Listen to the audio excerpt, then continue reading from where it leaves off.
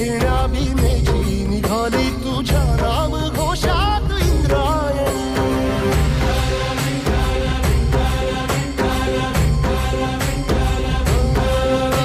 भिडे आसमंती ध्वजा वैष्णवांची उभी पंढरी आज नादावली. तुझे नाव ओठी तुझे रूप ध्यानी जीवाला तुझी आस गा लागली. जरी बाप साऱ्या जगाचा परित्याग